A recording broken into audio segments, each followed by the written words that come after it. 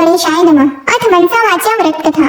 एक समय कैलाश पर्वत पर श्री महादेव जी तथा पार्वती जी विराजमान थे। वहाँ शीतल मंद सुगंध वायु चल रही थी। चारों ओर वृक्ष तथा लताएं नाना प्रकार के पुष्पों और फलों से शोभा दे रही थी। ऐसे सुहावने समय में पार्वती जी ने अपने पतिदेव से प्रार्थना की कि हे नाथ, आज अपन चौपड़ पाशा खेले। तब महादेव जी ने उत्तर दिया कि चौपड़ पाशा के खेल में छल कपट बहुत होता है, सो कोई मध्यस्थ हो तो खेला जाए। इतना वचन सुनते ही पार्वती जी ने अपनी माया से एक बालक बनाकर बिठा दिया और महादेव जी महाराज ने अपने मंत्र बल से उसे संजीवन कर दिया और आदेश दिया कि तुम हम दोनों की हार जीत को बताते रहना। ऐसा कहकर श्री महादेव जी महाराज ने पाशा चलाया और पूछा कि बताओ कौन जीता और कौन हारा। तब उस पुत्र ने उत्तर दिया कि महादेव जी जीते और पार्वती जी हारे हैं। फिर दूसरी बार पाशा चलाकर महादेव जी ने पूछा तो उस बालक ने यही जवाब दिया कि महादेव जी जीते और पार्वती जी हारे हैं। इस प्रकार तीसरी बार भी पाशा चलाकर पूछा तो अब की बार महादेव जी हार गए थे, परंतु बालक ने विचार किया कि यदि मैं महादेव जी को हारा हुआ बताऊंगा तो ये मुझे श्राप दे देंगे। ऐसा सोचकर उसने फिर यही कहा कि महादेव जी जीते हैं। तब झूठ बोलते हुए उस बालक को माता पार्वती जी ने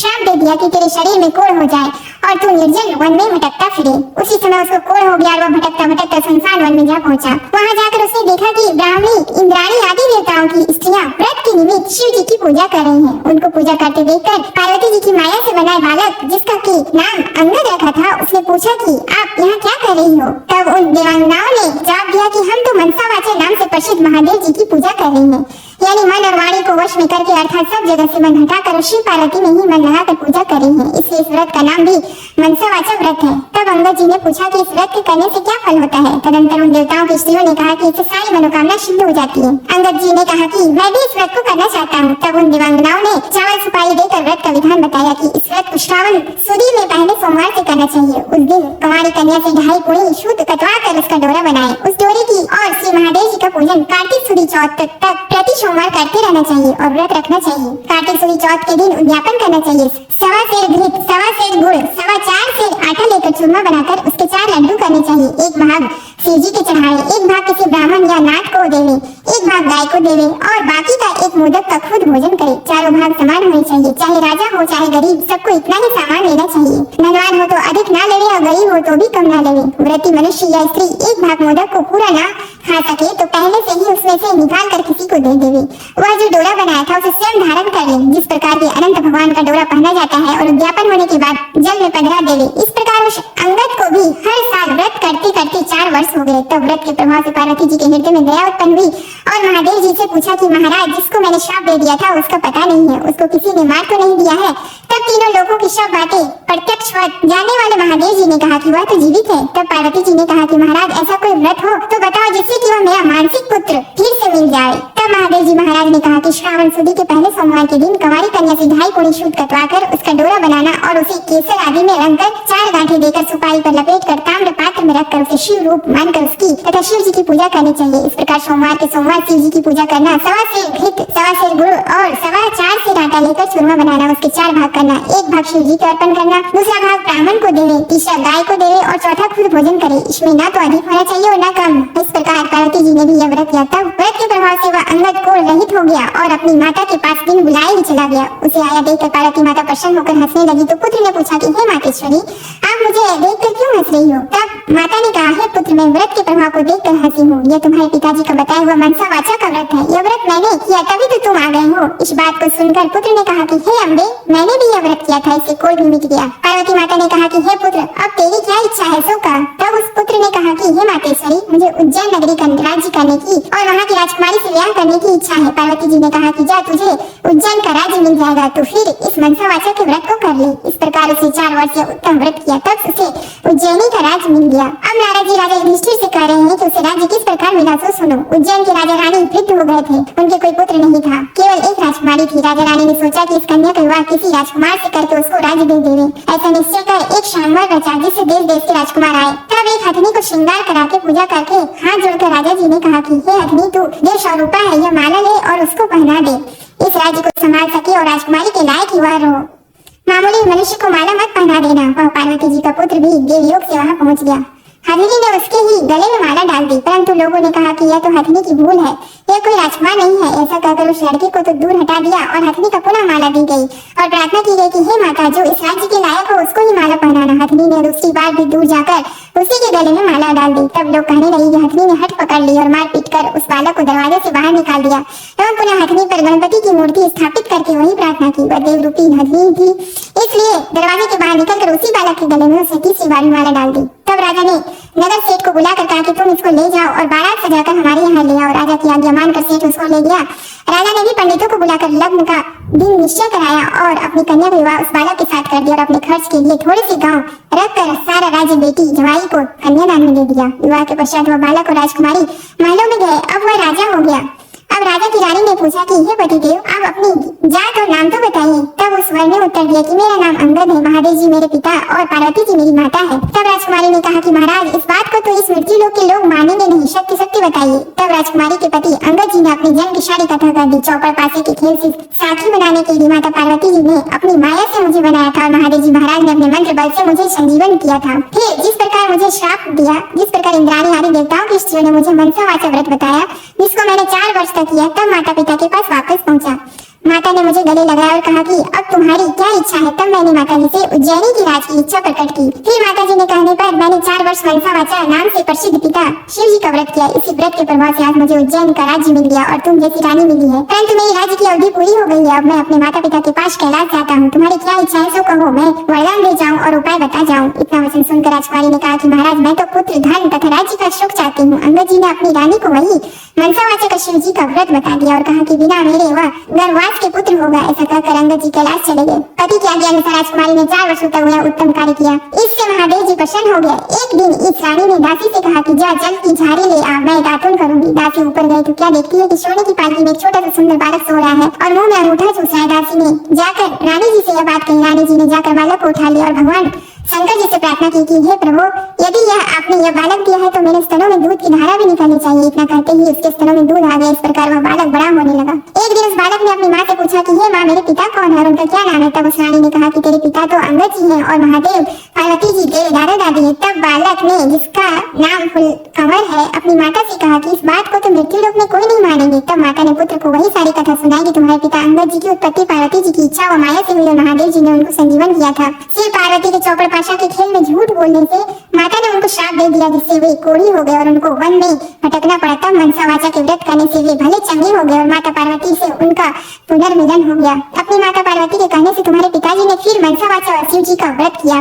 तब उनको उज्जैन का राज्य मिल गया। वह उनका मुझसे विवाह हो गया। उनकी अवधि कुछ ही दिन की थी, इसलिए वे अपने माता पिता के पास कैलाश चले गए और उनके बताए हुए व्रत को 4 वर्ष करने से बिना गर्भवास के ही तुम मेरे यहाँ पुत्र रूप से उत्पन्न हुए। अब तुम्हारी क्या विलासा है सो मुझे बताओ। माता के वचन को सुनकर पुत्र ने कहा कि हे माता, मेरी इच्छा चेदी राजा की कन्या से विवाह करने की है, क्योंकि मैंने उसकी प्रशंसा सुनी है। तब माता ने कहा कि हे पुत्र, तू भी मनसा वाचा का व्रत करे। इस व्रत के करने वाले के लिए कुछ भी दुर्लभ नहीं है। पुत्र ने भी 4 वर्ष तक व्रत किया। तब भगवान शंकर जी ने चेदी राजा को स्वप्न में आदेश किया कि मेरे कहने से तू अपनी राजकुमारी का विवाह उज्जैन के राजकुमार से कर दे। चेदी राज ने भगवान शिव के वचन माने और अपनी कन्या का विवाह उज्जैन के राजकुमार से कर दिया। अब वह राजा हो गया। एक दिन वह शिकार खेलने वन में गया। वहाँ उसके कोई शिकार हाथ नहीं आया। भूख प्यास से व्याकुल होकर वह एक बाग में जाकर आराम करने लगा।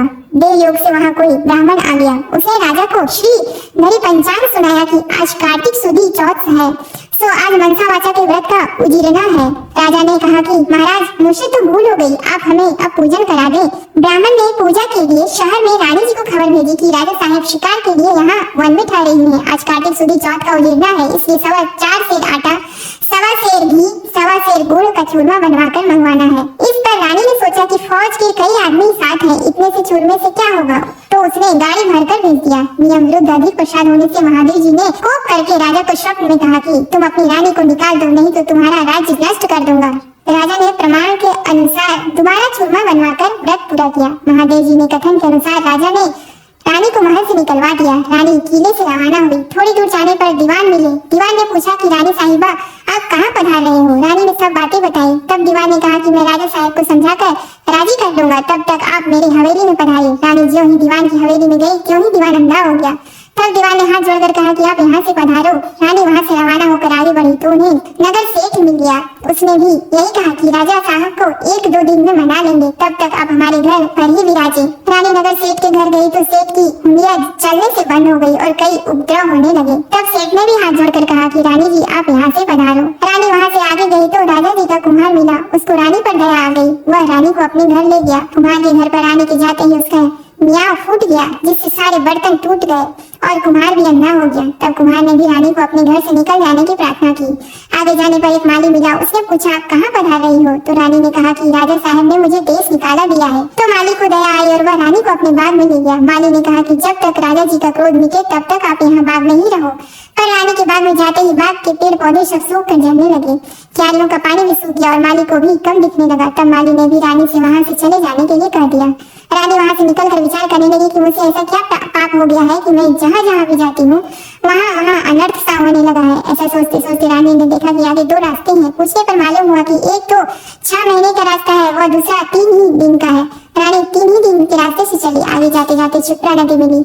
रानी ने दुख के मारे उसमें कूद कर आत्महत्या करनी चाहिए, पर जो ही वह नदी में कूदी तो नदी ही सूख गई। आगे चलने पर एक पर्वत आया। उसने सोचा कि इस पर चढ़कर गिर पड़ो। वह चढ़कर गिरने लगी तो पर्वत जमीन के बराबर हो गया। आगे जाने पर एक सिंह दिखा दिया।